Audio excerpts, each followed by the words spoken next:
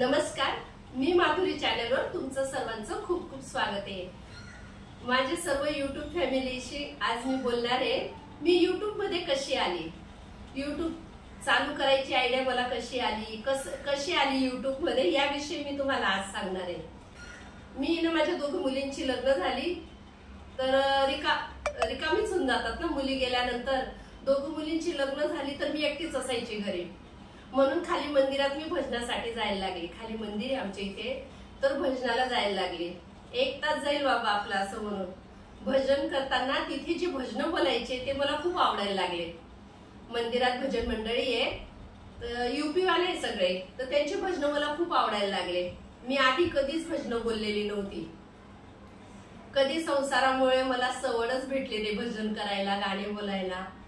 तर आता सवड भेटली होती म्हणून मी गेली खाली भजन बोलायची, जायची, ऐकायची, मला खूप आवडायचे। तर मी ते भजन रेकॉर्ड करून घ्यायची आणि घरी आल्यावर ऐकायची। असं करून करून मला ते ऐकून ऐकून भजन बोलायची सवय लागली। तर एकदा मंदिरात भजन झालं की 52 शक्तिपीठाचं भजन झालं मंदिरात। 52 शक्तिपीठाचं इतकं सुंदर भजन आहे।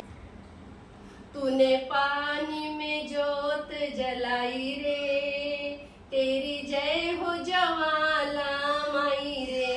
हे भजन 52 शक्तिपीठाचे। तर मला खूप आवडलं। मला 52 शक्तिपीठाची काहीच माहिती नव्हती। घरी आल्यानंतर मी ते सर्च केलं आणि बघितलं, अरे इतकं सुंदर भजन, भजनामध्ये आपल्याला एवढं ज्ञान मिळतंय। मग मी रोज जायला लागली। मग भजन बोलायला जायची, रोज भजन बोलायचं, मला खूप आवडायचं। मग एकदा विचार केला, आपण जे भजन बोलतो मला आवडतंय तसं इतरांना पण आवडतील, ज्यांना गोडी आहे। मी तर कधीच ऐकलेलं नव्हतं, तरी मला गोडी लागली। तर आमचे भजन जर कोणी ऐकतील, त्यांना जर आनंद मिळत असेल तर काय हरकत आहे, आपण जी भजन बोलतो ती आपण युट्यूबला टाकू।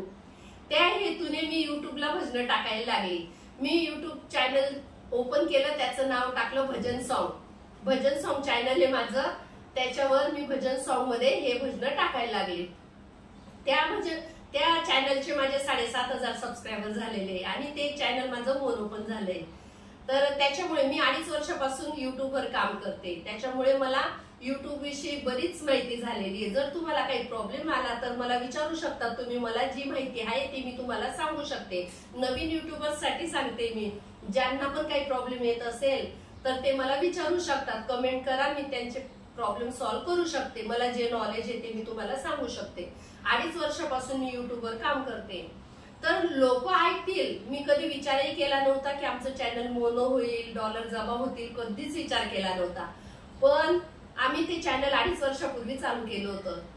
भजन बोलायचो, जे बोलतोय तेच टाकायचो। नंतर एडिटिंग शिकली, मला त्यातलं काहीच नॉलेज नव्हतं। एडिटिंग पण शिकली, कसं करायचं, कसं टाकायचं, सगळं शिकली आणि आमचं चॅनल छान ग्रो झालं। तर असा माझा युट्यूबचा प्रवास आहे। मी युट्यूबवर कशी आली, तर त्या चॅनलवर मी मराठी आणि माझे 3 मैत्रिणी आहेत, ते युपी वाले आहे, मी मराठी त्यांच्यामध्ये।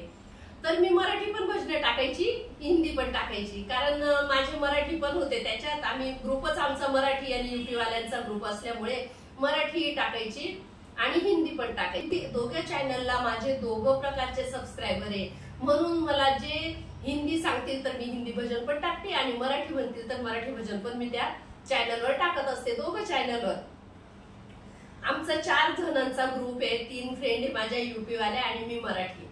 तर ते चॅनल आमचं छान ग्रो झालेलं आहे आणि त्याला चांगला सर्वांनी युट्यूब फॅमिलीने माझ्या खूप चांगला प्रतिसाद दिलेला आहे, म्हणून सर्वांना मी थँक्यू बोलते। छान चालू आहे ते पण चॅनल, आणि हे पण चॅनल माझं आता चालू केलेलं आहे, तरी चांगला प्रतिसाद मिळतोय मला। थँक्यू सगळ्या युट्यूब फॅमिलीला, असंच सपोर्ट करत राहा मला। मी तुमच्यासाठी छान छान व्हिडिओ घेऊन येईल आणि माझा असं जीवन प्रवास सांगत राहील मी तुम्हाला, कशी युट्यूब मध्ये आली, काय काय झालं, मी सगळं तुम्हाला माझं युट्यूबचा जीवन प्रवास सांगणार आहे। तुम्हाला आवडलं ना तर मला नक्की कमेंट करा। तुम्हाला काही विचारायचं असेल तर तुम्ही मला विचारू पण शकतात, तर सांगा मला नक्की, मी तुमच्या सगळ्या प्रश्नांची उत्तरं देणार।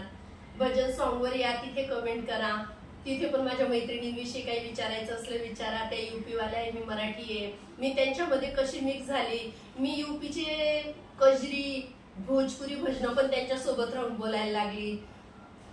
त्या सुद्धा माझ्यासोबत मराठी भजन बोलतात। एक म्हणतात ना, एकात्मतेचं एक उदाहरण झालेलं आहे आमच्या ग्रुपमध्ये। परत मी दिवस कसा घालवते ते पण मी तुम्हाला सांगणार आहे। माझी भजन मंडळीचा ग्रुप आहे माझा, तर मी त्यात त्यांच्यासोबत कसा टाइम स्पेंड करते ते पण तुम्हाला सांगणार आहे।